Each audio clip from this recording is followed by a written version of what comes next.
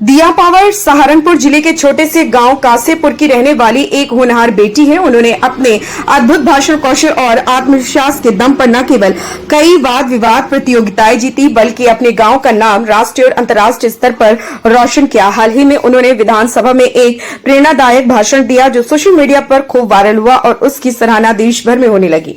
उनकी सरलता, समझदारी और विचारशीलता ने सभी का दिल जीत लिया। हमारे मैं Gaurav Sharma, the rising India news से मंडल प्रभारी। आज हम पहुंचे हैं ब्लॉक सडोली कदीम के गांव बैरामपुर कानसेपुर में, जहां पर सहारनपुर ज़िले की इस बेटी ने अपने पूरे ज़िले व अपने गांव परिवार का नाम रोशन किया है। आइए इनसे पूछते हैं। मेरा नाम दिया पवार है और मेरे जो फादर हैं उनका नाम राजेश पवार है। मैं गांव बहरामपुर की रहने वाली हूँ और मेरी जो फैमिली है वो एक जॉइंट फैमिली है। तो हमारा बहुत बड़ा परिवार है जहाँ हम रहते हैं, और एक जो मेरे ताऊ जी हैं वो सहारनपुर में भी हैं और बाकी हमारी फैमिली यहीं पे रहती है। आपने एजुकेशन कहाँ से हासिल किया? मेरी एजुकेशन जो है कई स्कूल से मैंने की है अलग अलग टाइम पे। तो मेरी जो बिल्कुल प्राइमरी एजुकेशन है वो हरपटपुर देहरादून से हुई है, उसके बाद सहारनपुर से, और फिर जो मेरी 9 to 12 जो मेरी क्लासेस हुई हैं वो गुरुकुल गुर्जर कन्या गुरुकुल से हुई है, देवधर से। और उसके बाद मैं ग्रेजुएशन और पोस्ट ग्रेजुएशन दोबारा सहारनपुर से कर रही हूँ। आपके 10th और 12th में कितने मार्क्स थे? 10th में जो परसेंटेज थी वो 94 समथिंग थी, और जो 12th में थी वो भी अराउंड 90 ही थी। आपने लखनऊ विधानसभा में जो अपनी स्पीच दिया है उसके बारे में कुछ बताइए। लखनऊ विधानसभा में जो स्पीच हुई थी वो नेशनल यूथ पार्लियामेंट कंपटीशन के थ्रू हुई थी, और जिसमें मेरा जो टॉपिक था वो संविधान के 75 वर्ष, उसमें अधिकार, कर्तव्य और जो प्रगति हुई है उसकी यात्रा की विवेचना हमें वहाँ पर करनी थी। तो ये मेरा विषय था। जो लड़कियां पढ़ रही हैं, आप उनके बारे में क्या कहना चाहेंगे? पढ़ाई तो सबसे फॉरमोस्ट चीज़ है आज के टाइम में, जो सभी को लगभग बेसिक एजुकेशन तो सभी को लेनी चाहिए, लड़कियां हो चाहे लड़के हों। और अगर मतलब बाद करियर डिसीजन जो है वो बाद की चीज़ है, पर बेसिक एजुकेशन जो है एटलीस्ट ग्रेजुएशन जिस भी स्ट्रीम में हम इंटरेस्ट रखते हों उसमें हमें स्टडी अपनी कंप्लीट करनी चाहिए। भारतीय शिक्षा व्यवस्था पर आपकी क्या राय है? अभी तो जैसे ये करंट गवर्नमेंट के हिसाब से नेशनल एजुकेशन पॉलिसी 2020 आई है, अभी इम्प्लीमेंट होने में उसका टाइम है। कुछ चीज़ें जो हैं गवर्नमेंट इम्प्लीमेंट कर चुकी है और कुछ चीज़ों पे भी काम होना बाकी है। तो बाकी तो बहुत बहुत सही है कि सभी काफ़ी तरह के बोर्ड्स हैं हमारे पूरे इंडिया में। स्टेट बोर्ड भी हैं, फिर नेशनल बोर्ड है, ICSE है, और फिर CBSE बोर्ड भी हैं। बहुत तरह के स्कूल जो है सरकार चलाती है। तो एजुकेशन में फ़िलहाल तो कोई ऐसा वजह नहीं है कि कोई ऐसा फॉल्ट हो, पर फिर भी थोड़ा सा अगर प्रैक्टिकल और ज़्यादा हो एजुकेशन और करियर ओरिएंटेड हो, और जिसके लिए गवर्नमेंट काम भी कर रही है, स्किल डेवलपमेंट पे अगर काम कर सके तो वो ज़्यादा अच्छा होगा, ताकि बाहर के जो नेशंस हैं उनके कंपैरेटिव हम भी अपने एजुकेशन लेवल को उतना अच्छा बना सके। वो ज़रूरी है। अभी भी मतलब सुधार तो हमेशा एक प्रोसेस है, होना भी चाहिए और चल भी रहा है। आरक्षण पर आपकी क्या निजी राय है?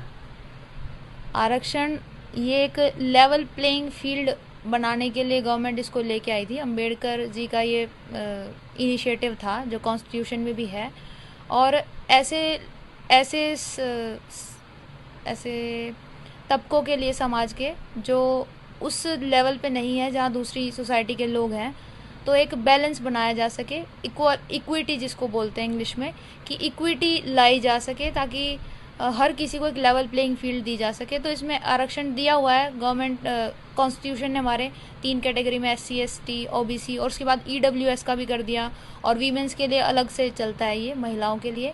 तो ये अच्छा स्टेप है, बस इसका जब दुरुपयोग होने लग जाता है, जिन लोगों को ज़रूरत नहीं है और वो भी इस चीज़ की डिमांड करने लगते हैं, तो फिर ये थोड़ा सा कंट्रोवर्शियल भी हो जाती हैं चीज़ें, और इतना बेनिफिट निकल के नहीं आता जितना होना चाहिए। पर एक अच्छा स्टेप है उन लोगों के लिए जो शायद इसके थ्रू कुछ अच्छा अचीव कर सकते हैं। परसों भी आपने एग्ज़ाम दिया है, उसमें भी आपने फर्स्ट प्राइज़ हासिल किया है, उसके बारे में बताइए। जो परसों मेरा कंपटीशन था वो एक कन्वेंशनल डिबेट कंपटीशन था और वो हिंदू कॉलेज दिल्ली यूनिवर्सिटी में हुआ है युवा मंथन के नाम से। युवा मंथन भी गवर्नमेंट का ही इनिशिएटिव है, ministry of sports and culture इसको फंड करती है और यूनिवर्सिटी से कोलैबोरेशन करके ऑल इंडिया होता है ये कंपटीशन। अलग अलग जगह इसके हब्स बनाए जाते हैं।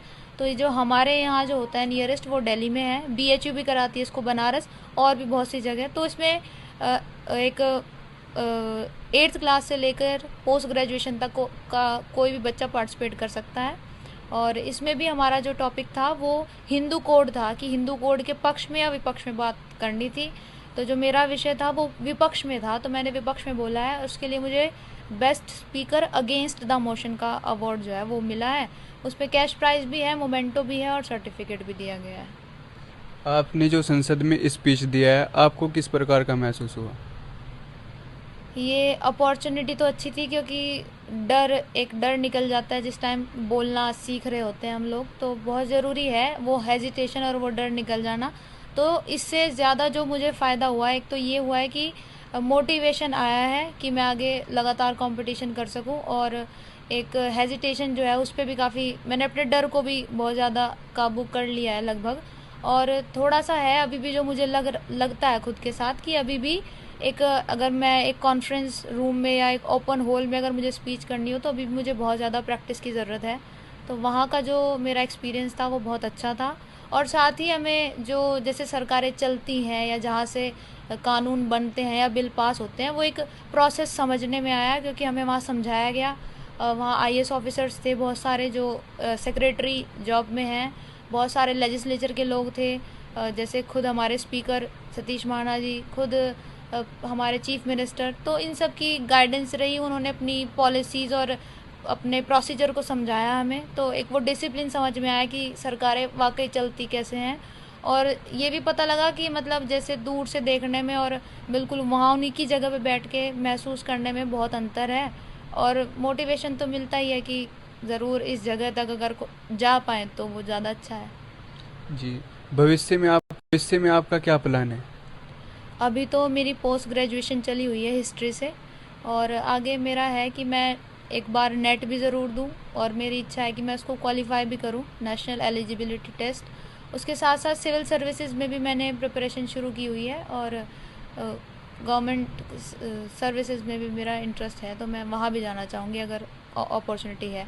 ऐसा ज़रूरी नहीं है कि मैं एक ही फील्ड चूज़ करूँ, पर मैं इतना चाहूँगी कि जो मैं चाहती हूँ वो किसी भी तरीके से मैं करूँ, उसको किसी भी वे को चूज़ करूँ, चाहे मैं उसको टीचिंग के थ्रू करूँ, चाहे मैं उसको डायरेक्ट गवर्नमेंट सर्विसेज के थ्रू करूँ, पर कुछ वो करूँ जो मेरे वाकई इंटरेस्ट